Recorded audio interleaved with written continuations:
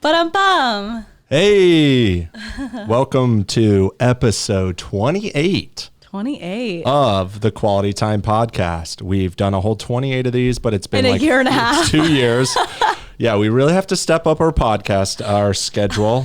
Hey, at least we're here 2 weeks. No, it's more consistent. Yes. We were just talking about consistency, Yeah. building better habits, and being consistent, and you use the other word, Persistent. Persistent. Yeah.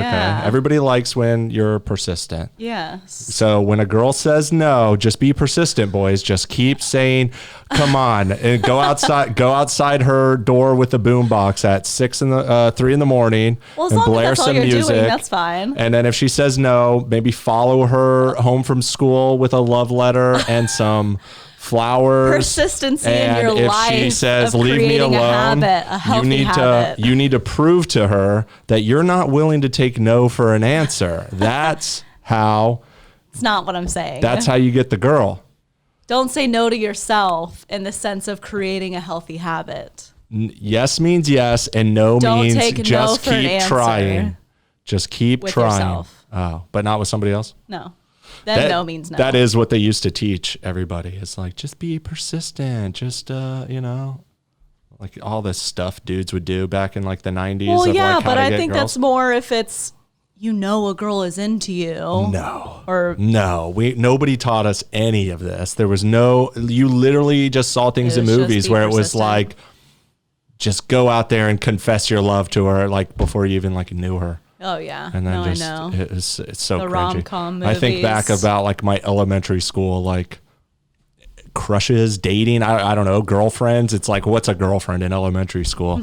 We held hands one time in gym. I don't know. You guys actually held hands. I don't Damn. even think that. I don't even know what we did. Like, but still, you think it's so serious at the time. And I just look back and cringe of like probably all the girls I asked out but never did. I don't know. It's like you never asked anybody out, but you just wrote notes No to them. girl is like, thinking about, oh my God, that guy. Why? no, aren't we I doing know. anything? I don't care. I It's just like, look back and I'm the cringe. same Like, thing when I was like, oh, I have a boyfriend. Da, da, da, da. And it's just like, but what even does that mean? What even is passing that? Like, notes. Yay, we sit next to each other on the bus. Ooh. I remember putting notes in girls' lockers that like I was dating, and I guess we were because they'd write notes back to me, but it was like we never actually saw each other, or we never would actually like talk face to face because we're both too shy and insecure. But like they'd put notes in my locker, and I'd read it, and it'd be like, "Oh my What's God, your favorite color? Do you like me? Check yes or I no. love you, hearts and all this." And then you go back and you put stuff in their locker, and it's like. But then the first time you ever hang out, Locker it's relationship. weird and awkward, and then they break up with you, or you break up with them. I don't even know how. Is there breakups even happen. ever a breakup, I don't know. or It just is it like just fizzles out. Yeah. You find out she was writing notes to Johnny in the next period. Yeah, I don't even know. I remember that was your locker. Oops, I meant the one next to you. I remember doing all this cringy stuff, and like don't remember how any of it like. How did any of it end? How did any of it play out? What did we ever do? I don't know, but you just have these cringy memories of like, so lame, bro. Such a simp. If only simp was a word in 1995, I would have been a simp. Mm-hmm. That's why it turned out the way I did, where now I'm the opposite. Now You're the king of the simps. Now I just, that's true. No, I'm the king of the incels, right? Now I just purely disrespect women and treat them like shit all the time. Clearly. Yes, that's the way now. Clearly. To make up for my simping days in the mid 90s, writing notes, love notes to some girl I never even kissed. And you've never given me a note. Yeah, because your boy ain't no simp. You wrote me one. No, I ain't no But simp. you never gave it to me. It was a dumb no. It was kind of forced. I will be the judge of that. Where's my no, Erin? Yeah, no, you hear the silence, guys. The silence is deafening.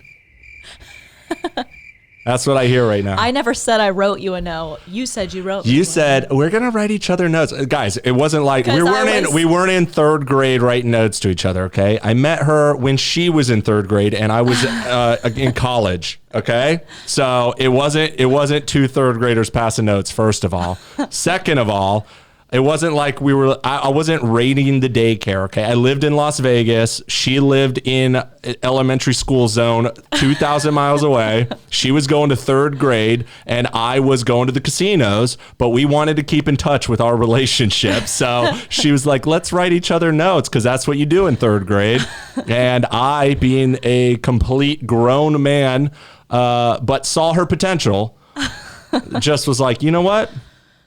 There's nothing wrong with being little pen pals with a girl. I just knew like one day she's going to be a woman. I think they call that grooming now, but it was a while ago. So I mean, you never saw me and like touched me or anything, so you weren't really grooming. No. So we just wrote each other notes for years until she turned 18, and then I pretty much never talked to her until she was like 24, and then we started dating and definitely hooked up. So yeah, is that grooming? That's not a true story, guys. Okay, some of you guys are actually like, oh my! Some of the haters right now are literally probably screen capping this, like, oh my God, Nick Foster is a groomer. It's like, people thought that for the longest time when I like trolled them on TikTok. They literally thought, because I made some joke about like how 16 or something. I said like, yeah, we met. I did some math joke where only if they were quick enough, and we're like, wait a second, that means she was like a child when they started dating. Yeah. What the hell? And then I just ran with it forever. Because you guys know me. I just like to make everybody believe I'm this terrible human being, even though it's like only half true. Yeah. Yeah. Just half. Nah, I met her when she was 23. Yeah. 23. After 10 years of writing notes, just being friends. I was like, don't tell your parents about us, okay? I don't want them to hate me before we start dating. Let's keep this our little secret. Oh my gosh. Really, it was when I was in teacher training and I was going to be gone for a month and like have no outside influences. And I was like, write me a letter. We're telling the real story now? Yeah. Oh, okay. Now I have to actually be sweet and let people know I am a simp. Your boy's a simp. But you didn't even send it to me. I know, because I ain't no simp. I pretend it. You do the best of both worlds. Like, oh yeah, babe. You tell her you're gonna do it, so that way she's like, oh my God, and he's I'm, like, so waiting sweet. Every day for the she's mail. like, this is amazing. Did I get anything yet? And then you don't do it, so you're not actually a simp. But she got to feel like you were without any. And then let down. Yeah. Well, I'm still waiting for my note. You never told me to write. You were like, let's write notes. And then you were like, where's my note? And I was like, well, I wrote one, but it was pretty lame. I said, write me one. And then you never even wrote me one. So glad I threw that away. Ripped that one up. So rude. Ain't no simp. No, it was just, it is what it is. Now I can write you a note, but you're also just right next to this room. So I could just go, hey, Erin. Yeah. You're pretty. Oh, that's nice. You're like, what? Pretty ugly? Pretty silly? Pretty funny? Pretty what? No, you're pretty. Pretty ugly. Oh, got him. We'll write each other notes, I'm sure, at some point. Divorce notes. Yeah, maybe. Notes from the lawyers. Yeah. This is what Erin wants you to know. We're not doing communication anymore. Just kidding. Luckily, we're not going to need lawyers because we're not married. Because your boy ain't no simp. Take notes, Noah. Take notes. Daddy ain't no simp. All right? Don't listen to him, Noah. Daddy, why didn't you marry mommy? Because I ain't no simp. That's why. That won't even be a word when he's old enough. Daddy, what's a simp? Not you. Better not be. You buy any OnlyFans this week? You better not. Like, will that even be around? Yeah, dude, he's going to grow up on OnlyFans. He's going to see us on OnlyFans. That's going to be awkward. In a few years, he's going to go to school and people are going to be like, I saw your daddy's penis. I saw your mommy's boobies. Like, why are you? How are you finding this stuff, little child? He's literally gonna be like, yeah, and I used to suck on him. So, ew, in your face. Suck on which one? Oh, who knows? All right, I gotta stop with the sound effects. Hey, it's 2021. All right, kids are allowed to be into what they're into. What difference does it make? It's still protein, right? Yeah. So I don't know why sucking got my mind on the topic. When she hears sucking, she only thinks of one thing. Oh no, please don't correlate these together. I don't know. We should probably stop having a whole conversation about our unborn son having. Well, no, it has to deal with him. Oh. And are these and the bodily question? Yeah. Oh, because you were at she had some. She's like, I have some topics we're going to talk about. I was like, just bring it up on the podcast and surprise me. And that was the segue into it, was sucking. Stop saying the word, because right when I say this next thing, you're going to be like, what the fuck? Just a little oral elimination communication. Okay. What? Elimination communication. The fuck is that? This is one of my word games. I used to have a word game like this where you had the rhyming words and I gave a clue and you had to guess what it was. Yeah. What do you think that is when you hear that? Say that again. Elimination communication. And it has to do with kids and babies and newborns and stuff. Elimination communication. Mm-hmm.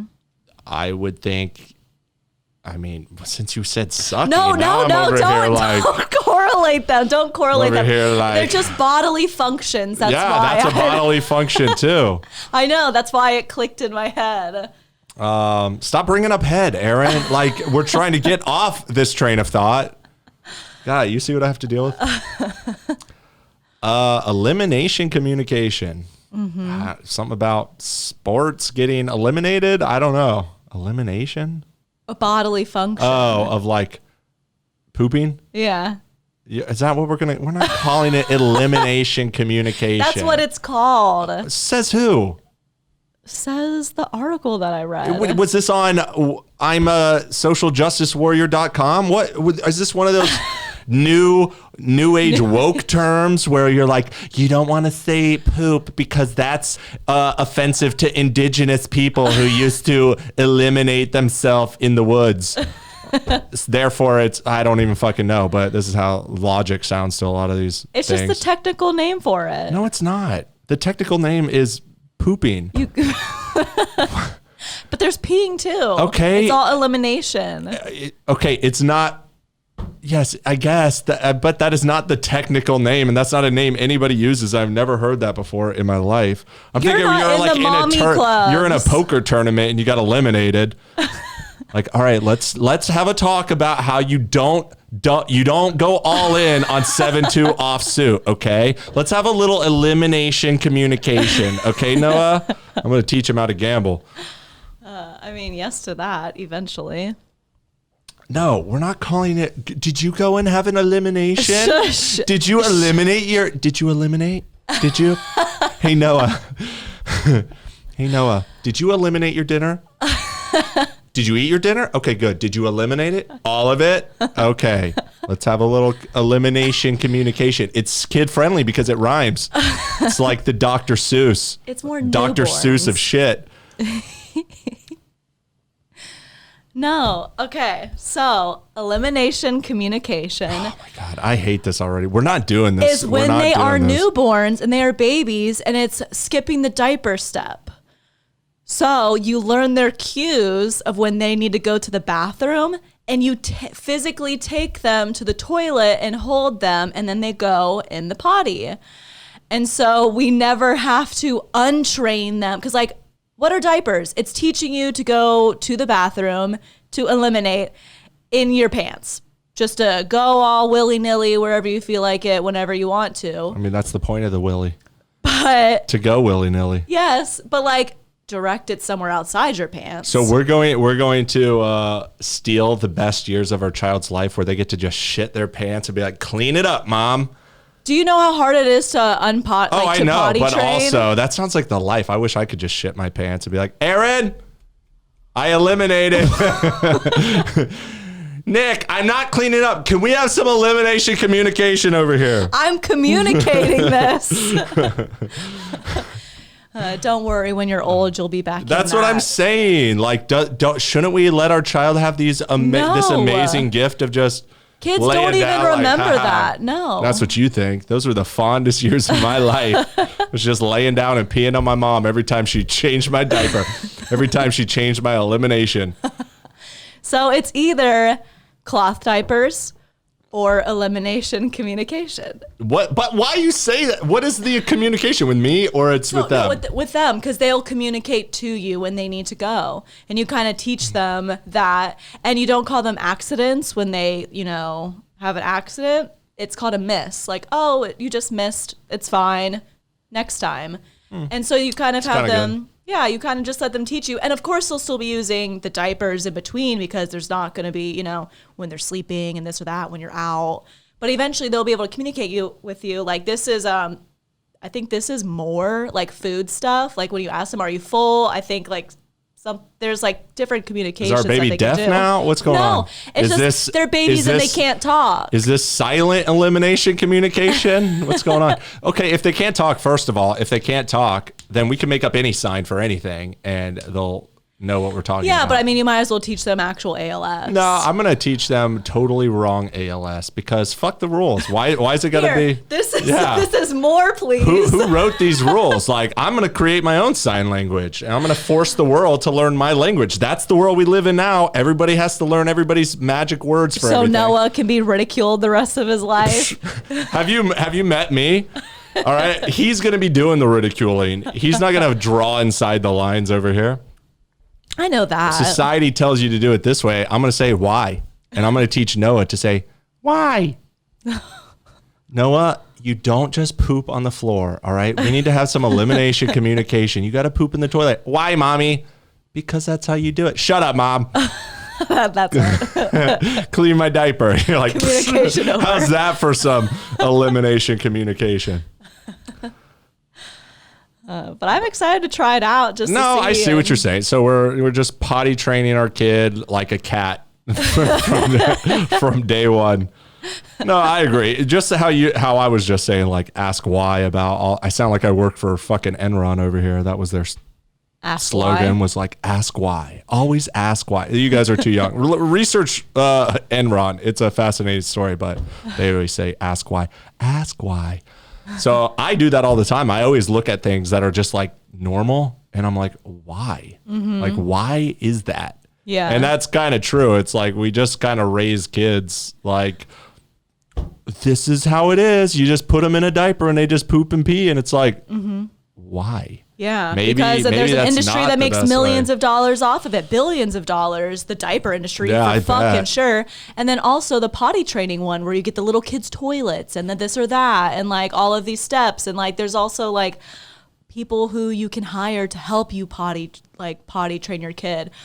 Daycare centers can make more money off of if your kid isn't potty trained, they charge you more. Hey, guess what? And all of these things. Guess what? Just like all these other, ask why. I don't follow these societal pressures. When it comes to all these businesses, they're like, we force you into this through our marketing and we make you think. I never fall into any of that anyways. I am so not materialistic. I am so not like, oh, I have to have this because that's what society says. Yeah. I'm always like, no, I don't need that. You think I'm going to spend money on what the diaper industry tells me? We're not going to, that's why we're doing cloth diapers. Maybe. I mean, you can fucking clean them. I'm just saying. I'm saying when it comes to like, we're not spending money on daycares. We're not doing any of this. No, we're not falling into any of these traps. Mm-hmm. All right. Well, we're lucky enough to work from home. Lucky enough too. Or smart enough? Smart. Both. I mean, it's not our fault that we didn't just. How do people get into situations where they have to go to work and have to have daycare? It's because they do exactly what society tells them to. Yeah. Go to school, get your college, get into debt. Now get a job that you hate. Now you have kids, and it's like, and now they're telling women like, you don't have to be married, just go to work and be a single mom and be this, and then you have to take your kid to daycare because you don't have a family system and you don't have a dad in the house who can go to work, or you go to work and he stay home, and then we shame men for staying home. And it's there's pressures on every step of the way, but it's up to you to not fall into that pressure. You don't get to say society forced me to. No, you just went along. You said society said to do this. I'm going to do it. Whereas every time I grew up and society said do this, I'm like, why? Why? Yeah. Now, that doesn't feel right. I don't want, go to work, get a degree to go to a job that you hate, and then what? choose when you're 18 what you're going to do for the rest of your life. Why? Get married at 25. That's so crazy. Have a kid when you can't afford it. You're so young. With somebody who you don't even know you can be with into your 30s, into your 40s, 50s. I don't even know that yet, but I know enough.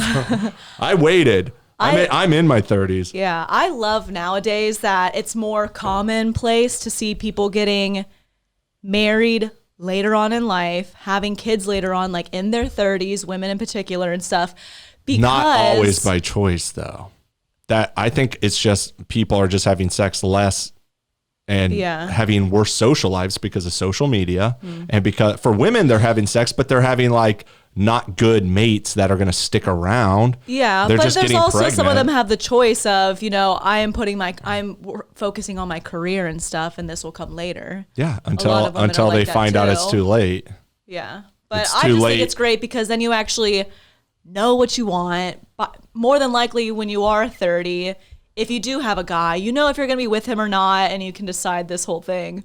That's not true. But you have a better idea. Yeah. Lots of people are completely lost in their 30s, 40s, 50s. I mean, I still feel lost in a lot of ways, but I also feel like... But you've come more yes, I have 18. I have way 21, more... I have way more assurance based on my understanding of myself, my lifestyle, and my future to know that, like, I can have a kid with you. And that, like, that's a big reason I wasn't scared when you got pregnant. And we've talked about this before. That if we were 25, if I was 25, I would have a whole different mindset about this because I'm like, I don't know. Like, I'm not ready to settle down. I don't know what I want. I don't know who I am. Like, I didn't know who I was at 25 and I still don't totally know who I am, but I know who I am a lot more that like, I'm comfortable and confident in what like we are and we can do this and we mesh and we're compatible in how we're going to do this. Yeah. So there's that, but a lot of people don't even have that. Yeah. And a lot of people haven't even had time to breathe to know. No, that is like, true. I guess I'm basing it off of my thing because I have had all this time and this space and I've lived alone for years and stuff too to Not like anymore. figure out who I am and what I want. In a sense, of course, I'm still fucking figuring that out and I'm on this path and I will be for a while, but I have it more figured out than I did. Yeah. And so that's why I'm like, oh, well then everybody has it kind of, Everything worked out perfect for Erin. Erin got to have her youth, and then she also got pregnant at a good, young, healthy age, but a mature age, not too yet. She wasn't a young single mom, but she also isn't some like 35-year-old trying to get pregnant when it's like a lot harder to find the proper mate or to, have all the best health benefits or still be a young mom. And she found the best mate possible. She got with Nick Foster. Where? Settled and locked him down when he's in the prime of his life, getting all the clout and also still looking hot as shit. Where's your yay thing for me? Soon I'll have a perfect excuse to just go full dad bod. It's going to be great. Shut up. But no, it is. I think it's perfect. It's like you were 28. I'm 36. I think that's the perfect age. Like, I mean, 35 maybe, but I was 35 when you first got pregnant. Yeah. Whatever, mid 30s. For a man, like I was not ready. I never felt ready. I mean, even when we first heard the news, I was like, oh, dude. But then I'm also like, but I want to have kids by the time I'm 40. Like that's how a lot of men think. A lot of men don't. A lot of men are like, I'll have kids when I'm 50 or 60. And it's like, yeah, you could do that, but you're not going to be able to raise your kid and like be there when they graduate high school or get married or like become a man. You have more complications along the way, possibly. Health yes, issues. there's some of that, but it's more, I'm not worried about that. That's your fucking problem, kid. I'm worried about, you mean, I'm worried about, I'm worried about. When you're older, something could happen. You could possibly have a heart attack. I'm just worried about being like an old guy when my kid is like grown up because I want to bond with him and everything. Yeah. Hey, Noah, we're gonna bond together. I can't wait till you're 20. I'm gonna take you out to the bars, and I'm gonna get to. That's what you think. No, we're gonna get the fake ID. Yeah. So for me, it was great. It was perfect timing. But for a woman has a much sooner clock of. I mean, you never even hit that point yet, but I've been telling you for years, like women hit like 28, 29, 30. And when they want to have kids, it's like okay, I got to find somebody who's worthy to have a kid with.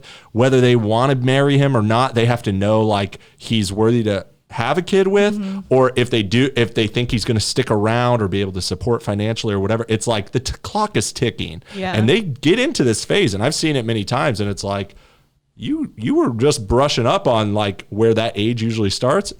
And you got the best mate possible. It was funny because you have said that before, especially when I was younger, and I was just like, oh no, like you don't know what you're talking about, like blah blah blah, you know, what do you know? And you're like, trust me, I've seen this happen a lot. I've seen it so much. You know, and so I actually never experienced that myself because we did end up getting pregnant before, but then once we had the miscarriage, then I was longing. Yeah, I could tell for the baby. You were in that because the miscarriage happened, and then it was like I went back to life as usual. Yeah, and we did the mourning process, and then it was like. But I had envisioned this whole life of my life is going to completely change because now I have to take care of this child, and we're like this family, and like there's this whole other thing, and so my mind was already set of like. Boom, change. And then it was taken away and it was just like, oh shit. Actually, I was really looking forward to that and experiencing that. And now it's like, yes, I know one day, a couple years from now or something, like we've talked about. 5 months later. Should have left. So then it was more like, let's try this like next year, like June, you think? Like, because I really do like the idea. Happens sooner than that. Yeah. No, it's true. I kind of saw the change in you too. And it's like, is it because of the miscarriage and then you had to like readjust your mindset? So then you were grieving and longing for like this life? Or is it you're also at that age where like, hey, you got to have a kid soon? I think it was more because of having it's both. The baby. But there's no way to know. I'm just saying this is a thing that happens all the time. What's so crazy, and I was talking about this the other day, is like the difference between men and women. And there is a biological difference, obviously. And this, like, people don't ever talk about these things as like, for some reason, it becomes this weird subject when you talk about how the biology of a woman can change the way a woman like perceives her purpose in the world or how she behaves in the world, just like how a man's biology can drive how he acts in the world. But we never really talk about it because intellectually we're like, no, it's not that. Like a woman is biologically wired to try to find a mate to settle down with. That's quality. And you say that to a woman, they're like, no, we're not. We're just like men. It's like, yeah, but you're not. That's why every man goes out and is like spreading a seed again, like with any girl that will hook up with him. Whereas women are very selective and want to be like, not you, not you, not you, but you, because you have a limited number of eggs. You have a set number of eggs that you can have a baby with, and your whole biology, whether you admit it or not, is set up based on that directive of you're supposed to replicate, and your hormones are pushing you to, you better find somebody, you better find a good mate, you got to find somebody who's not like a piece of shit, you got to find somebody who's got some type of resources or has friends or has any type of quality that is biologically attractive to you. And that's why women are attracted to things like money, social connections, status, sense of humor, a lot of things that are, whereas like men are mostly attracted to looks and youth and femininity. And that's why a lot of older men hook up with younger women, because it's not even like we're thinking like, oh, she's going to be better to have kids with. It's just your biology is saying she is more attractive sexually than like somebody who's 50, and you're not even thinking about having kids, but your horniness is driven by that, just like a woman's horniness is driven by different qualities. And then we were listening, and it's like just hearing this, people are like, they get so mad. And it's like, it is true though. And then you think like we were doing the checkup on, or you look at your app of like where the baby is progressing. And then you were like, it was like 20 weeks. And you were like, if it was a girl, the baby already has all the eggs that she's ever going to have for her entire life are already formed inside her when the baby's not even halfway formed inside you. Yeah. And literally every chance she has to have a child is already there. Yeah. And it's just a ticking clock. From that moment on, have a kid, this is your chance, and once these chances are gone, that's it. Yeah. And no woman, of course, girls aren't born thinking like that's what my purpose is, but your biology pushes you into that where like when you're in your mid 20s, you're just kind of having fun. You think you got plenty of time. But when you start getting into your late 20s, early 30s, a lot of women get into this TikTok. What is it? What are we doing here? What's going on? Makes sense. My biology, and they don't even know that's what's going on, and they'll never admit that's what's going on. But they are like fed up with fuck boys and wasting their time, and their biology, their hormones are changing to that. Whereas a man doesn't have that pressure at all. We can literally create billions of sperm every day. Boom, boom, squirt that out. I know, wrong choice of words, but also very accurate choice of words. And so a man is just like, oh, spread seed. It doesn't matter. We can wait till we're 50. We can wait till we're 60. And we're also biologically wired to spread that seed as far and as wide as possible. And that is what biology programmed us to do. And that's why men do that. That's why men go for 22-year-olds when they're 50 or 60 or 70.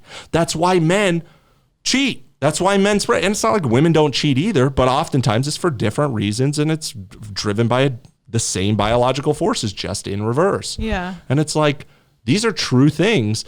And like, you haven't gotten to that point, but I have seen that so many times with women where they're just like in their late 20s and especially in their early 30s. And there's a known thing too of like women in their 30s get a very high sex drive. And a lot of them are married and already have kids. So it's like, we're beyond like animal evolution. We're humans who are like, I already had my kids, I'm good. But your biology doesn't give a fuck. Your hormones don't give a fuck. And so it still programs you to like, oh, you only have a few of these left. Fuck. Yeah. You know? And it's this thing that I see happen all the time. Whereas men have it all the way through their lives. And that's why even the older they get, the more younger women they go after. Because their biology too is saying, you want to spread your seed, but you got to spread it to people who are going to be able to birth the child and raise the child. And it's not like we're not attracted to older women, but there is a more of a biological draw overall for older men to go for younger women, because they're not thinking about having kids. They're just thinking, she's way more attractive to me. I don't know why, but she is. And that's what we're drawn to. So the attractiveness, this weekend we went out over the weekend to downtown a place. Anyways, I'm walking around. I have like my tight little dress on, showing off my baby bump and stuff. And Raisa, she was like, oh my gosh, all of these like old guys are just like staring at you and like lusting after you and like this or that. Maybe there's a thing there where it's like these men are like, she is fertile. Very fertile. I mean, also, you're super hot and you look great, even being pregnant and even pushing bigger. 30, you're still looking. Look at her. I mean, she's looking like a nice, healthy, crisp, virile 22-year-old. She's looking great. No makeup, by the way. She's killing it. No makeup. 21 weeks pregnant. 28 pushing 29. You're killing it, Erin. You're killing it. You're making me blush. Oh, I'm going to make you have a baby too. No, that's the big reason I'm attracted to you. Now, did I actually think that logically? Like, oh, it's for her to have my baby. No. But then we're in a relationship and it's like, oh yeah, but the attractiveness is, you're spreading all the proper signals of like, I'm young, I'm healthy, I'm baby bearing material. And my biology is like, yes, please. Even though logically I'm like, no, baby, you're going to cost so much money. Whatever. It's true. It's like we're animals, we're biology. We have hormones and we have biological imperative to reproduce. That's our, more than anything else, it's survive and it's replicate. You got to eat, you got to live, you got to not get eaten by something else. And then you got to spread your seed. That's pretty much all we're programmed to do. Yeah. And everything about our life is set up to like achieve those purposes. And even in a societal level, it's like go to work to get money, to get shelter. Why? So you can survive. And why else? So you can attract a mate. You know? That's what everybody's working for. What do you think everybody's flexing watches and Ferraris and all? You don't need that to survive. Like little birds, and we create our little huts or our little nests. spread our little tail feathers in the form of an iPhone and a Ferrari. The males are like, hey. Yeah. And we're like, yeah. no. Exactly. And that's what women are doing all the time is like they're weeding it. They're like, no. Whereas every man is like, please choose me, choose me, choose me. And that's just our struggles. Yeah. You know? But sometimes you're born as a pretty little bird that has the pick of the litter. And sometimes you're born as a simp. But then you learn, you got to break out of these simp ways because birds don't like simps. They like whatever the opposite of a simp is in bird world. Oh, what is it? A Cleveland, a cleave. Oh. Simpsons and Cleveland, or I don't know, or Family Guy or something. That's a layered reference that I don't think anybody's gonna get. Simpson.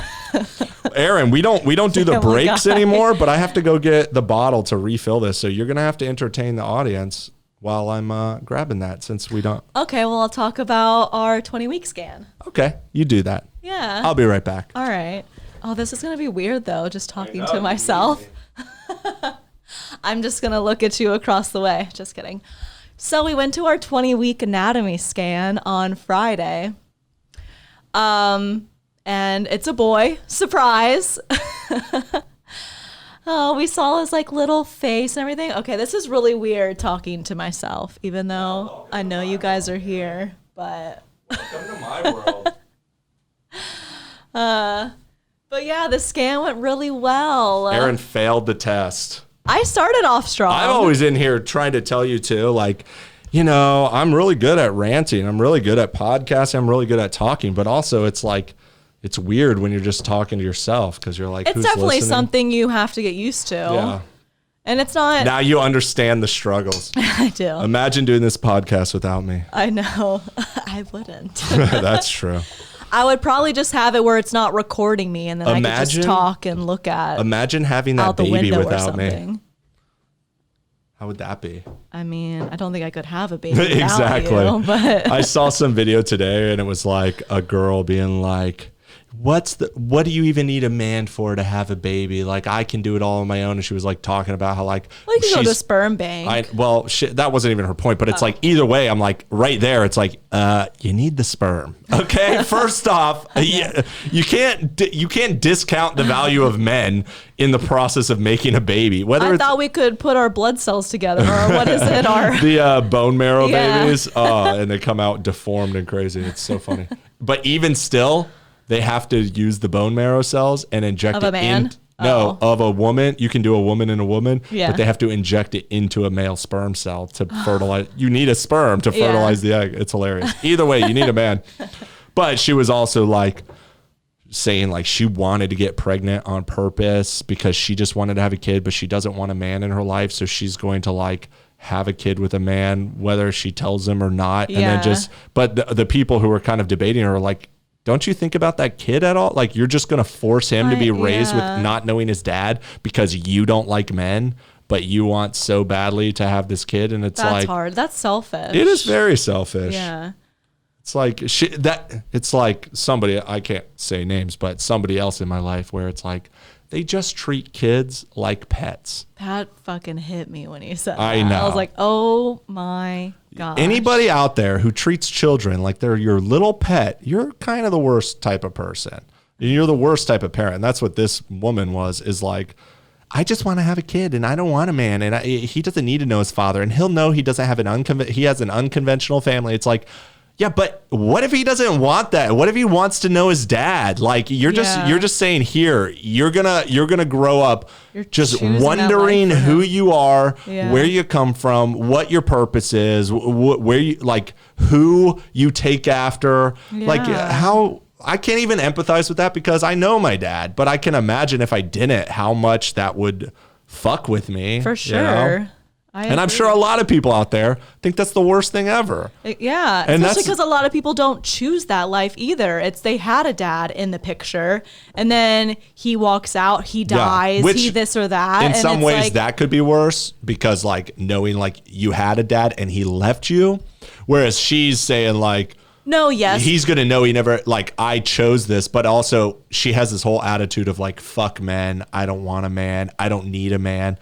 But then you're just going to have this kid with that attitude. And then it's just, I don't know. It's the whole thing seemed very gross and too, selfish. if you do have a little boy and then he asks like, why don't I have my dad? And it's like, well, I don't like men. And it's like, oh, well, I'm a man. Clearly they're going to raise the boy to be a transgender girl or a gay guy, which is what a lot of these people do when they're super feminist, hate men. Yeah. And I don't, that happens. I don't think it's a far-fetched idea. But yeah, or they'll rebel and say like, fuck you, mom. Yeah. That's and what then I it'll think. be, I think so too. And then you'll have hatred towards them, resentment for sure. That's just, yeah. And then not even having recourse to like, it's one thing, like in some ways it's terrible if like your dad leaves you because you're going to take that as like, it's personal. A personal thing, yeah. But at least you know who he is and you have a chance to like find him. But if your mom is just like, no, I don't like men and I just wanted to have you, and like you don't even know who your dad is, there's no recourse. Yeah. She doesn't even know, or she's not going to give you the info. That's hard. I don't know. The whole thing seemed very weird. Yeah. But going back to the 20-week scan. Okay. Yeah, I forgot how we got onto that subject, but isn't that life? Yeah, so we went there. This was the first time you seeing him actually in person instead of me coming home with just photos of him and stuff. He's looking pretty cute. Yeah, he's so human-like. Yeah, he's actually a human. We saw his little feet. His hands were in fists. He's punching. He's in there like already beating up my girlfriend, his mom. Fuck you, mom. I'm hungry. He's doing a little punching bag. Yeah. But everything looks good. He looks healthy. Everything seems like it's coming along fine. He is, though, measuring on the big side. It's all that potential. He's measuring at like 21 weeks, which is actually a really huge gap. They increase in size from 20 week to 21 week 4 inches, and usually it's only a half an inch a week. So he's already got those 4 inches. Boom, like I guess so. Well, I don't know if you know this, Erin, but I'm a big boy myself. Yeah. So that was part of what you chose when your biology was like, this is the one. But it's like if my body can create this, let's say, 10-pound baby like you were, then I can birth it. Then my body will figure out a way. I wouldn't create something within myself that I couldn't. That's what dudes tell themselves when they have that Taco Bell dump too. When they have that evacuation communication. It's like, hey, I can handle this. I couldn't have created this. There's no way I could have eaten this much food if it can't come out safely. But it hurts so bad. It's been many years since I ate Taco Bell, but I still remember. But yeah. That's one way to think about it. But also, I think it'll be fine. I think so. I hope so. But. Or we got the due date wrong, and it's just a little earlier, which I'm kind of hoping it's that, so that way he isn't as big. Yeah, it could be either one, but he'll probably be a big kid. Yeah. I'm 6'4", so. Mm-hmm. But it was nice. It was sweet. He was so cute. And he was like opening and closing his mouth, like doing like the sucking motion or like drinking and stuff. And it's like, Dad, shots. Let's go. No, it's cool. Yeah. What did you think when you saw of it? Oh, and then too, she was kind of going down like his body and stuff. And she was like, "Oh, well, it's a boy." I guess he was just like spread an eagle. He was showing off. He was practicing for the OnlyFans. He was showing off the package. Like, oh, there it is. Like usually it takes a little while. I was like, "That's my boy." Yeah. And then she laughed, and then I realized like this is probably one of those things that every dude says. Sure. It's like when you're at a restaurant and they're like, how was everything? Oh, it was disgusting, and you already ate it. Oh, it was terrible or whatever, And she's like, wow, never heard that before. And then, of course, I said the most cliche thing because she's just like, well, it's a boy. He's definitely not shy. And I was like, yeah, that's my boy. And then right as I said it, I was like, oh my God, this is so one of those things. But it's our first time ever in that situation. Exactly. So you think like, oh, I'm being funny and witty. It's the first time you've ever said it. But how quick I was like, she's heard this 1,000 times before. And I'm just like, such a walking cliche. Working at Publix all the time when things wouldn't scan, people would be like, oh, I guess it's free. And then the first time like I actually went shopping and it didn't pop up, I almost said, I was like, don't fucking say it. There's so many of those, man. There's so many of those. And I try to catch myself in. Not that bad. No, don't. Well, when it's your first time ever in a hospital, or not my first time in a hospital, but in the pregnancy wing, and like having a kid and seeing my own kid, and seeing him, proud. You're a proud papa. I'm like, and then he's just showing off his dick. I'm like, that's my boy. He is. But I should have said something cooler, like, I'm bigger than that. Still hit though. Yeah, that's perfect for the TikTok. I don't know how that would work in the context. No, she'd be like, "What the fuck?" Like, what? Still gonna hit though. Yeah, that's so cringy. I do regret saying that in retrospect, but I was proud. That is my boy. He has a giant dick, just like his dad. Allegedly. It's above average. I'm not saying it's giant, but it's above average. Tell me more. It's a good one. I don't know. It's a good one.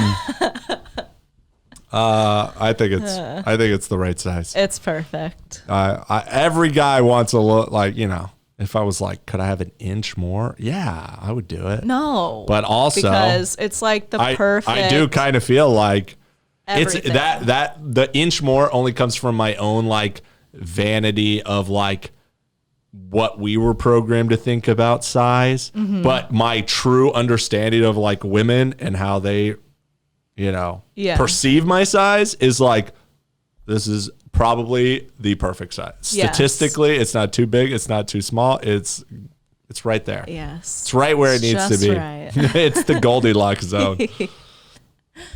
So, but I'd still take the inch just for the bragging rights.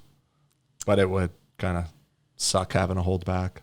I know. Too much. That's too why much. it would. Yeah. Yeah. That's why it's like I don't get what the purpose is. Oh No, yay, looks, woo, I guess. But it's like I can't like what No, you're gonna hurt me every time we have sex. I know. I've never had any complaints, so I don't know that's why I'm like, why do I even need more? But it is funny. Yeah, what was it? I was watching a video about it or something. There was something I saw this week, and now I'm like, what was I watching? This is, who knows? Where it was like showing like the penis going into the cervix, but not breaking the cervix. Who was I? Not breaking it? Like there was something about, they did an x-ray of like the penis going into the vagina, but like that it's a myth. Maybe it was just a TikTok. It's like a myth that you can break the cervix and it would go this way or it would go that way. But I was talking about it with somebody because I brought up this guy that I knew from another app, and he had a gigantic dick. Allegedly. I never saw it, but he told me the story. And this guy was like super tall. He was like 6'11" or something. Dang. And supposedly had sex with like his first girlfriend because he's like a virgin and she's a virgin and they're young. And I know how that, it's like, you don't know what you're doing. You don't know anything about anything. You just think this is normal. And he broke her cervix. Oh my gosh. And literally she couldn't have kids because of it. And it was traumatizing for both of them. Sad. And I'm like, yeah, you don't want to be that big. No, exactly. Like, I'm happy that I'm not that big. Yeah. But also, think of the OnlyFans. Like, it'd be nice to show off, but who was I talking about that with, though? I literally had this conversation with somebody. And I'm like, I didn't stream or anything this week, so must have been my other girlfriend. That's another one that girls say all the time, talking about these phrases everybody says. Oh, I guess it must be free when it doesn't ring up. It's like when somebody calls and the boyfriend just like silences it. Who was that? Your other girlfriend? Like that's a thing that girls say. Mine is more when you're talking about supposedly I was there and we did this thing or whatever. or you were talking about something, I'm just like, and I don't remember, and I'm just like, oh, that must have been your other girlfriend. Yeah. Like, no, Erin. I think a lot of girls do this. That was you. You just have a terrible memory. Well, there's that too, but I'm also like, I don't think I was talking about this with you because I had told this story to you long before. Yes. So you would have known, but there was somebody I was like arguing with. I was like, it's weird. I don't know. Whatever. I had a conversation with somebody about it because I was like, no, that's bullshit. I heard a story and they literally broke the cervix. Yeah. Yikes. Too big. Yeah. That's too big. So. But I'm excited to meet little Noah. Yeah. I'm excited. I'm excited to see how big he is. Yeah. I'm excited to see. She's just like, yeah. I was making another joke about his dick. She's thinking like, how big is he going to be? Like, is he going to look like a 6-month-old when he comes out? Yeah. Or like... He's already got a beard. He's a ginge. No. Let's not let that happen. No, he'll be blonde. I don't care. Whatever. He is what he is. He's but not it's your Mick be genes. Strawberry blonde. It is your Mick genes. Look, I understand that I have a little red that sometimes shows in my beard. Very little strawberry. But I am not a ginger. I am I know. I don't have freckles. I don't have red hair. I'm just a blonde hair. I was a towhead, okay? It was blonde hair. I got the Irish, but I got the Polish. But Erin is a McCarthy. She is full on. And in arts, so German. Yeah, but your name is leaning towards the Mick side, so. She's a Mick, literally. That's probably racist, except it's against white people. But and I don't even take it as a as that because I'm like I'm a McCarthy. Nobody cares about being racist against Irish people anymore, even though they were very oppressed in American society, and nobody it doesn't matter. Yeah, we were. Erin was there. I hate this shit, dude. I hate when people are like, we were oppressed for 400 years. It's like, were you? No, but my ancestors were. Okay, so not we. Like, what are we talking? It's like when football teams are like, or like fans are like, we won. Oh, really? Were you playing? How many points did you score? Not okay. We didn't win. Our team won. And it's like, yeah, that's what you're saying. But we always do it. We do this with like America. Like, we won World War II. Really?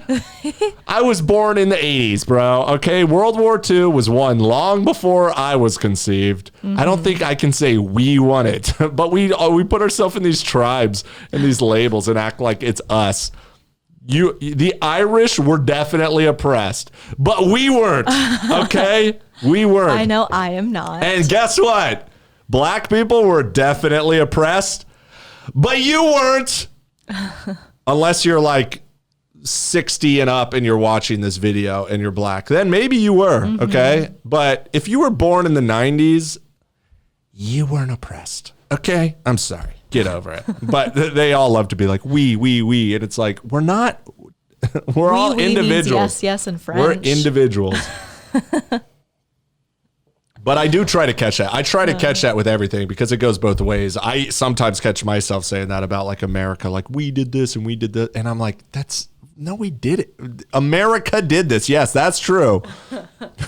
People in America. It's not even, I can't even say my ancestors because I'm like, my ancestors came here in like the early 1900s, probably immigrating from fucking Eastern Europe. It's like we didn't do anything. People did. People who look like us did. It's just so. Anyways, don't get me on that whole tangent. Whatever. She's looking at me like, yeah, okay. Just saying, we didn't do anything. I know what I did. I know what you did.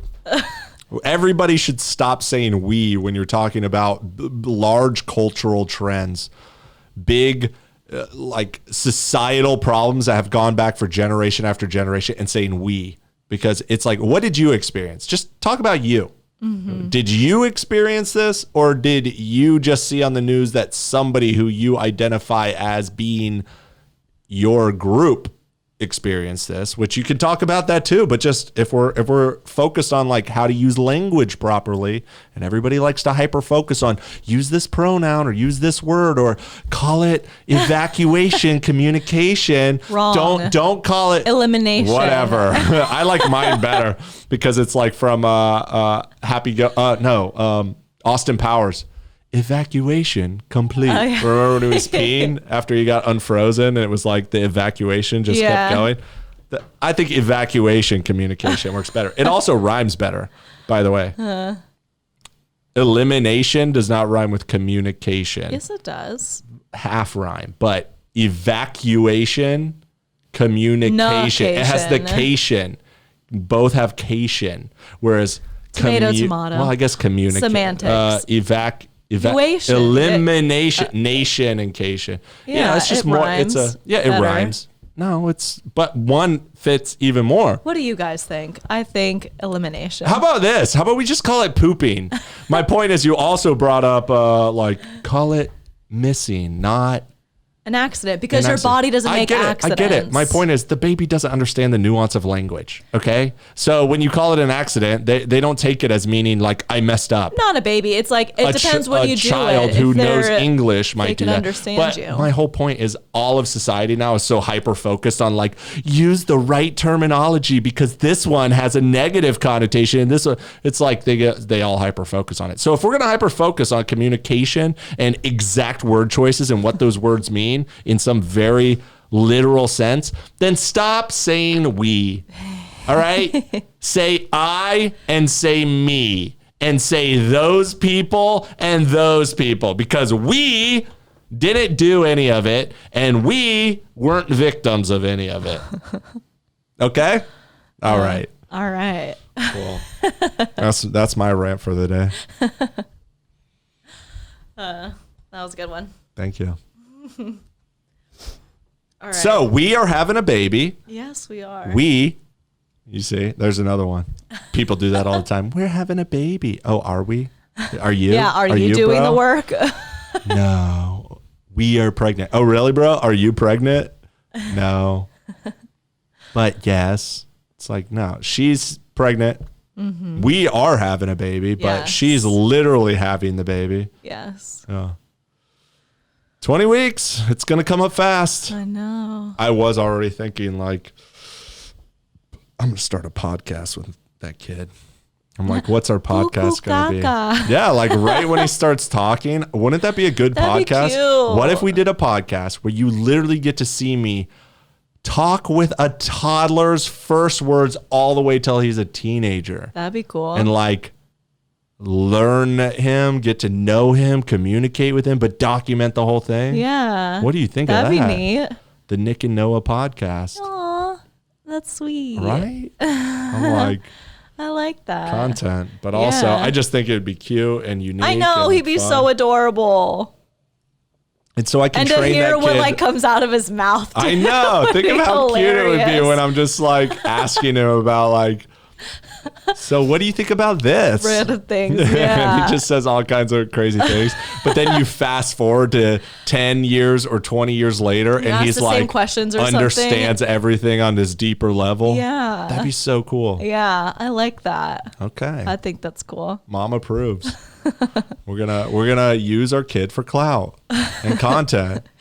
But really, it's like, it's just, I think it's a good idea. Yeah. I think it'd be interesting to see how it all changes in his mindset and his personality and just all of those little changes. You won't see it week to week, but when you zoom out and then you can put them all together. No, I know. It's just also a good way to document, because I was also thinking like, obviously I think about content and I'm thinking about my business and my content path and like building an audience and all this, but it's like I can do that on my own, but also I do view people in my life as like, I see potential in them. And like with us, we do this podcast, we're going to do a TikTok, things like that. But then I look at like these family vlog channels and I'm like, that's cool in some way, but sometimes it's a little too creepy where like you can tell they're like overly kind of exploiting their kids for clout and putting them in situations that they would have never been in otherwise. Yeah. And sometimes they're abusive and sometimes it's just very toxic. And I'm like, that's a little too much. And also I'm like, that's a lot of work to do like a family vlog channel. because of all the editing and all, you're constantly having to film everything. Yeah. Which has some benefits because then you can watch your kid's life. It's amazing to look back and be able to see like everything captured. But also that's just not the way I kind of do content anyways. And I think it would be interesting just to like have a week, like a 1 hour a week where we just sit down and we talk. And that's a good way to capture like the progression week to week of your child growing up. Yeah. And that would be just a cool time capsule to look back on and then be like, this was our relationship unfolding. And it really is kind of the same as this podcast. It's like this podcast is our relationship unfolding. It's like we started this long before we had a kid. We were just having fun. And obviously drunkenly doing podcasts, and I'm over here sober. Me AF. Too. Me too. I have a little buzz, but I'm, you know. But I view that as like, it will be cool to look back on and just kind of see our relationship, but how different that extreme will be with a child who literally just learned how to talk to like can debate me on subjects about politics or culture or whatever. Yeah.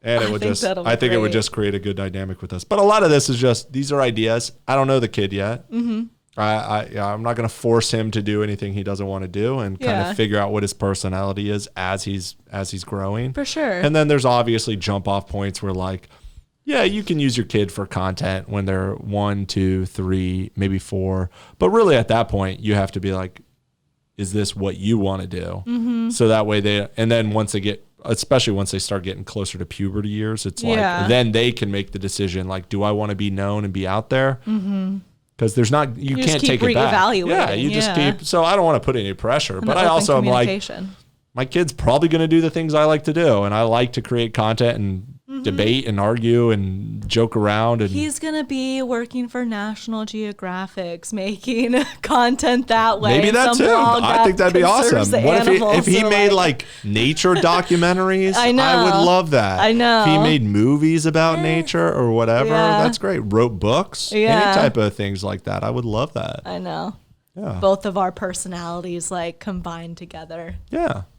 And I don't even want to I don't care what he does. I'm just saying, I know that I wanted to do those things when I was younger. I dreamt about like making movies, or if I could make a documentary. And it's like, it ties into what I'm doing, but it's like, there was no social media and internet when I was growing up. So you didn't think about that, but it's very similar to like podcasting or making TikTok videos. It's like, you're making content basically. There was only so many avenues when I was growing up so you only are thinking in the terms of like, I want to make a movie or I write a book or whatever, but I wanted to tell stories and I wanted to create. And I always love that. And especially inject my own personality into whatever. And that's like stand-up comedy, which I did too. And I was very like drawn to that, where you're injecting, you want people to hear what you have to say, and you want to like figure out how to present that in a way that's entertaining or funny or whatever. It all comes, I think, acting, writing, directing, comedy, storytelling. And then when you have all this social media, it's like Twitch streaming and stuff now. There's so many ways where like you can do that type of stuff.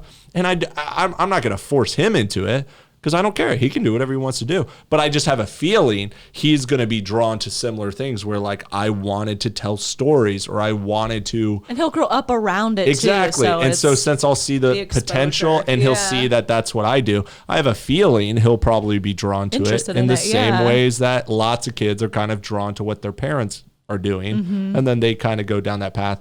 But I will actually be able to direct him, guide him through that process. Whereas obviously my parents came up in a different time with different opportunities, and they weren't thinking about that at all. And then when the internet comes around, they're still like, what is this? Yeah. So it's like, you have to kind of figure that out. I mean, even now it's like, they know about my TikTok. They know what I'm doing. They know they're like, wow, millions of people watch you. That's crazy. But they're also like,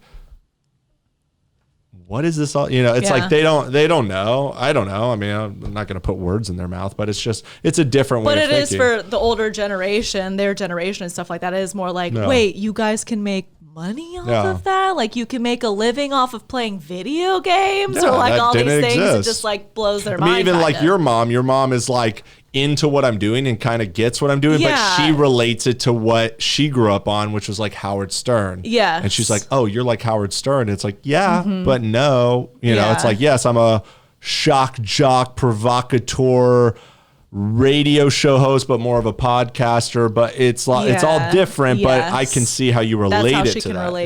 Yeah. Mm-hmm. And that's how kind of people are, but there's just so many other avenues now. And so I see that as a great potential to not only keep me making content that will evolve, where I don't just have to make, I love making jokes and being sarcastic and doing all these things. And this is who I am, and that's what it is.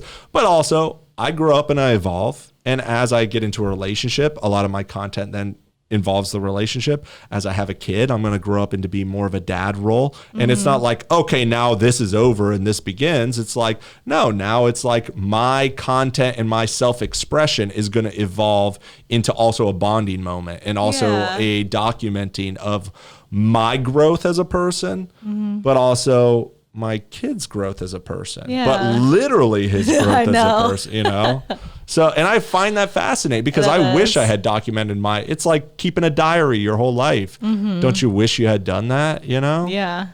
And it'd be I want to be able to document everything, but also it can be a business and it can be a content channel that is interesting, useful, valuable to other people, but also can make money. Because I really want to especially once he's born, okay, so we kind of talked about this briefly one night when you went out, and you were drunk and you're on the beach and you're like, I wish you were here. Like, I miss our beach nights and this or that. And I'm like, I miss that too. And, you're craving this time for like friends and outings or this or that, because what I think is that once the kid comes along, it's like you feel like that spontaneity and this kind of freedom, though you'll still be able to do those things. It's just like not, okay, I'm going right now type thing is going to be gone. So you're craving that now while you have this window. And my thing is, I'm craving literally being alone, because I haven't been alone. We live together. We're always together and stuff.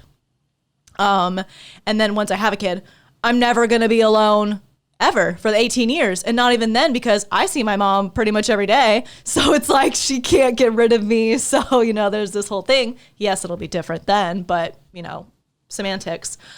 So you're saying I need to maximize my time leaving so I can go out and party. Yes. And you can be alone for the next 4 or 5 months. For sure. Deal. But also. I can make that deal. But what I'm saying too is like, but when we do have Noah, and I'm going to want to go out more with him. I'm going to want to be around friends more. I'm going to want to have gatherings where we do picnics out at Curtis Hickson or something. And where people can bring, cause like you can drink out there. So you bring drinks and I'll make charcuterie boards and like, we'll have this whole thing so he can grow up kind of socializing and being around people and like this whole thing. I'll want to do that more than I sort of want to do now. Go with me. No. She'd rather go with Noah than with me. No. Because she knows I'm just going to start talking to everybody and I'm just going to ditch her. And instead, she gets to have Noah, who's like this cute little magnet that pulls everybody in. Oh my God, he's so cute. But it also is like, I'm not a party girl. I'm a responsible mom. No, that's not it at all. It's I want him to grow up around I love people that idea. and community. And like that's important to me to make sure that he's very social and understands socializing at a young age, because I believe in that too. Something that was very important to me. Yeah. And then we have all of these amazing activities around us or places to go to. We have the zoo, we have the aquarium, we have a children's Busch Gardens museum. Can't wait till he can ride roller coasters. Busch Gardens. We have all these free parks. We have all these different things that we can go out and have him experience as well that are, relatively cheap and or free. And I'm really excited for all of that, so he can just have all of these experiences while he is young too, to really build into his being outside and being out and being around people and I'm excited for it. I think it's going to motivate me to do a lot more things that it is, oftentimes I want to do things. It's like all these outside cool places where kids can hang out, adults can hang out. There's a bar, we can. And I think I was talking to other kids. when I went to the pool party this week. Yeah. I was talking to our friends. I don't want to throw all the names out. Mm-hmm. And they were just kind of asking like how I'm going to deal, especially Justin. You know? Yeah. He was like, you know, because he's in that phase of trying to figure out if he's still the young guy or transitioning into like, I need to settle down. Mm-hmm. And it's like, we all feel that phase as a man. And I'm just like, the way I look at it is with having a kid, it's definitely going to change my social life. It's going to change my freedom. It's going to change my responsibility, my spontaneity, all these things. But it's also going to open up new opportunities that weren't really there before. Yeah. You know, it's like going to things with a kid. Now, like there's a lot of activities where like a lot of people have kids. Yeah. They go to the playgrounds. They go to events where it's like so refreshing to meet other young parents who are cool, where I'll be able to socialize with people in that group. And it will just be like, I've never even done that before. It's like, it's just like when I started getting into my mid 30s and then I kind of was like, becoming more an adult man, I was kind of friends with people in their 50s, but also friends with people in their 20s. Yeah. And I kind of was in this, like, I could be friends with this whole wide range, but it was like this new level opened up. I could fuck you or your mom. Yeah, exactly. I did used to say that. Way to steal my joke. It is so true. I would literally meet mothers and daughters where I'm like, I could fuck either one of you and it wouldn't be weird. And it's up to me, you know? Yeah. It was a great time. I mean, it still is. I'm still kind of in that sweet spot. Yeah. But, and I kind of think of that too. It's like, that's kind of the new opportunity is like, my biggest fear is just losing the social life more than anything. Mm-hmm. It's like, it's not about the sex. It's not about anything, but I obviously like to be flirtatious and charming and funny and social and be invited to things.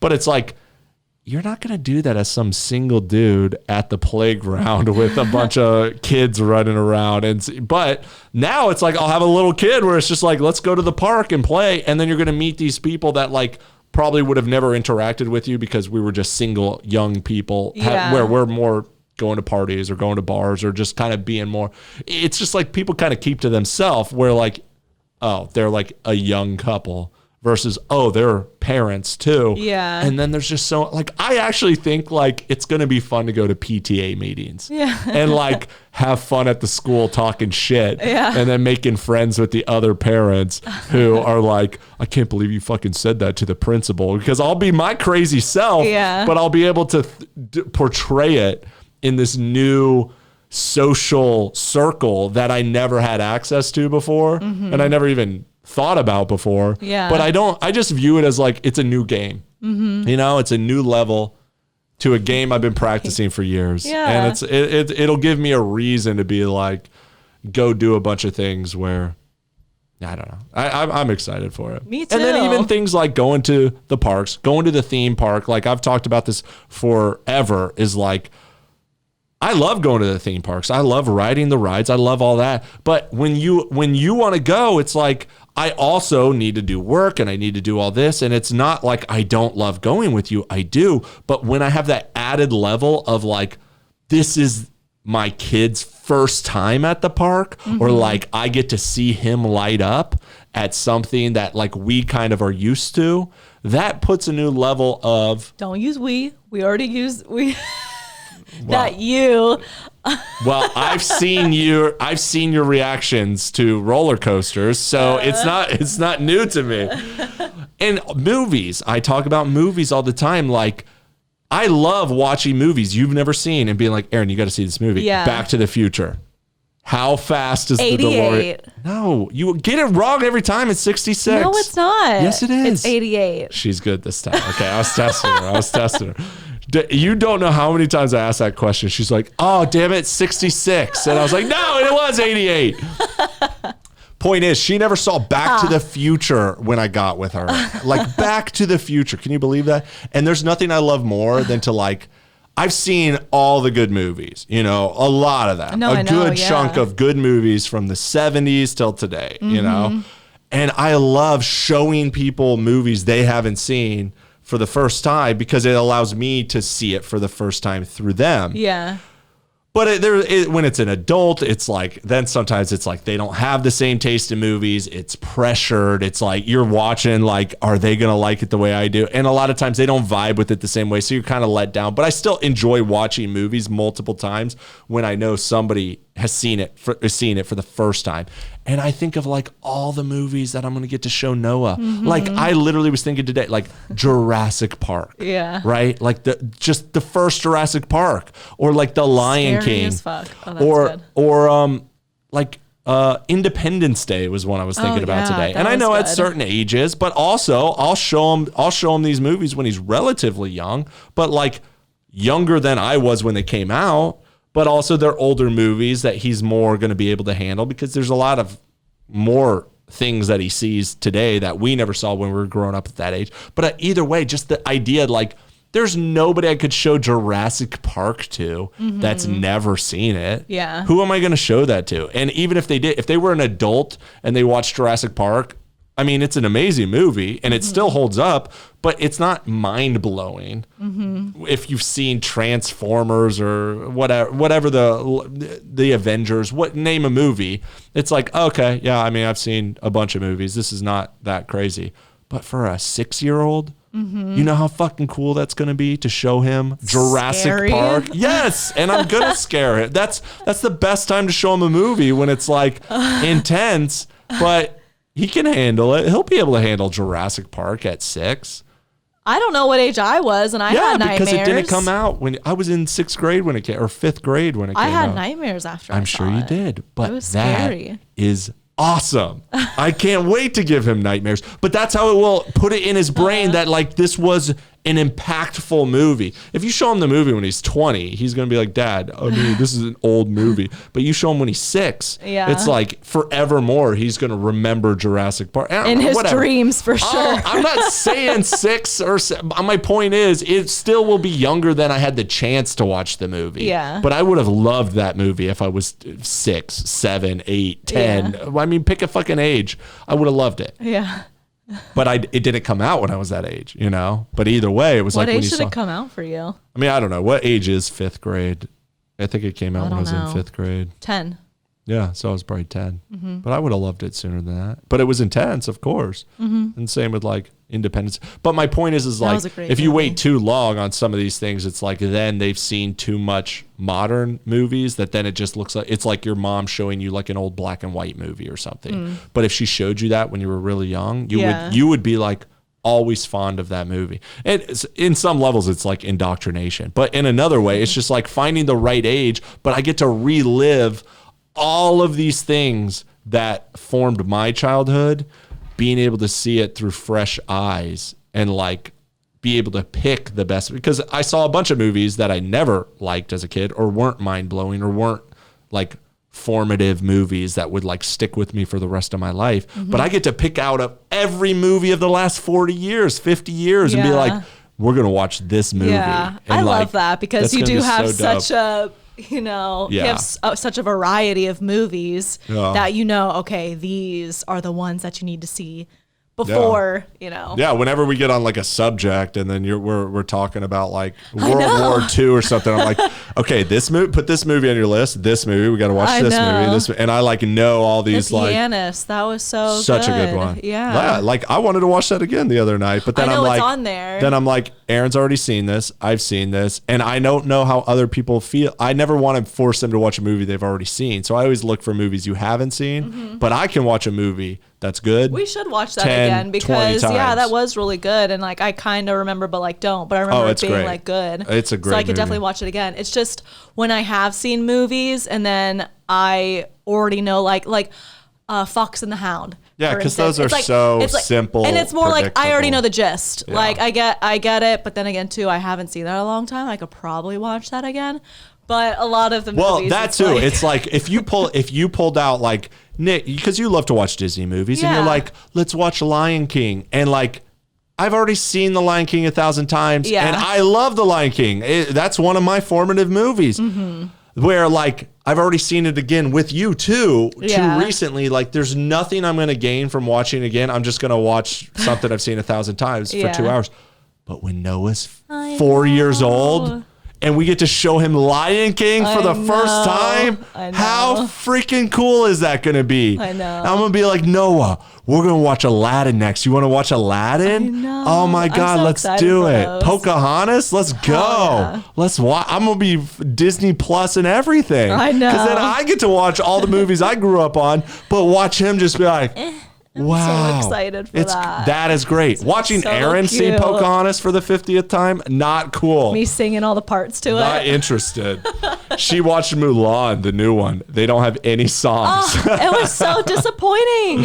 What the fuck is the point? I The know. songs were the best. Sing it. So messed up. Which one? Let's get down to business To to defeat the Huns. See, nobody even, when I was a kid, Did I they didn't know. send me I didn't know about the daughters Huns and the Mongols. When I asked for sons. So now I get to teach them about Asian historical culture. Yeah. While also showing him great Disney movies and American pop culture. Yeah. And I see it on this whole other level. But yeah, it's going to be great. It's going to be so know. great. And then to like, as he gets older, be like, all right, we're going to watch this movie now. Now you're Yeah. ready for this one. Yeah. And then when he asks a question about something, I'll be like, okay, I got a movie for you, bro. We're going to sit love down and watch that movie. That's going to be so great. Daddy, I don't want to. You're going to sit and you're going to watch this. God damn it. No, but I think I'll get him super into movies. I think so too. Yeah. It's going to be great. Back to the future. Like, that's the other thing is you have to get kids into movies when they're younger, because once they're old enough and they've seen modern things, they're just going to look at things as old. So you have to show them all the old movies before they see all the new modern movies. Yeah. You know, that's very important. Obviously, you can take them to like animated movies or whatever. They're going to like Toy Story, Yeah. old Toy Story, For sure. or new animated movies. They'll Yeah. like The Lion King or whatever. But once they're 10 to 15, it's like, you better have gotten them into some of these older movies Yeah. because they're not going to be into it by then. And then hopefully they will have such a good palette for what is like a good movie that then you can be like, let's watch like The Godfather. Saving Private Ryan. Saving and all Private that. Ryan. Yeah. You know, so one of these where it's like, Dad, that's an old movie. I don't want to watch it. But also they're like, they know the difference between a timeless, classic, good movie and just like some nonsense that just is a money grab. You know, Yeah. how many movies come out where it's like you watch it and you never think about it again. You never watch it again. And when you do watch it again, you're like, this sucks. Yeah. You know, there's so many, but there are so many movies that life-changing, you know, and if you can put that foundation, it just gives me a whole new, I get to relive everything. It's going to be great. Oh, I'm gonna be excited. great. And I get to take him to the playgrounds and hit on all the single moms. It's gonna be great. Hey, Erin, I'm gonna take Noah to the playground. You have a day off. This is your 5th time this week taking You'll him be to like, the you're playground. really proactive, and I'm like, little did I know, this is like my greatest opportunity to go socialize with women. This is great. And you just think I'm like a great father and a great boyfriend.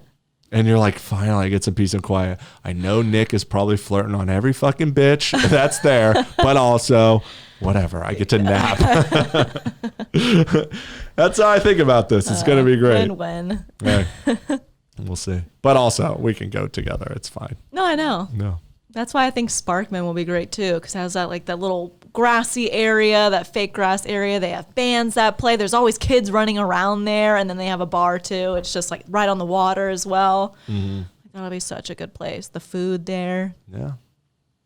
Yeah, I'm excited. Well, guys, stay tuned for if we follow through on all of these, what we're going to be so happy about. Because, you know, everybody's like, once you have that kid, you're never going to get sleep. It's so much work. It's all this. But I don't really feel that. I'm just like, nah. We're just using diapers galore. Like, fuck elimination communication. Yeah, we'll just put fuck the diaper cloth on. diapers. We're doing this podcast half asleep. Keep I'm it down. wearing a diaper too. Like, fuck The all baby of this. starts crying halfway through, and we're like, just shut up, please. I know. I'm sure there's going to be a lot of that. But I'm also, nah. And I probably will be wearing a diaper afterwards. That does happen. I mean, it So. sounds great for you, but awful You'll for have me. to change me.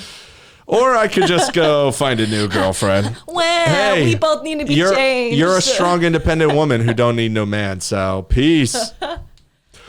All right, everybody. Thanks for tuning into this episode of the Quality Time Podcast. We will be back in 2 weeks with another episode and a new update on what's going on in life, which I never even told you about all my TikTok drama. So we'll save that. Yay, look at that. I got banned again. Oh, my God. We'll talk about that another time. All right, everybody. Love you. Thanks for hanging out. Make sure to subscribe to this channel and leave a comment. And we'll see you guys in 2 weeks. Okay. See you. Bye.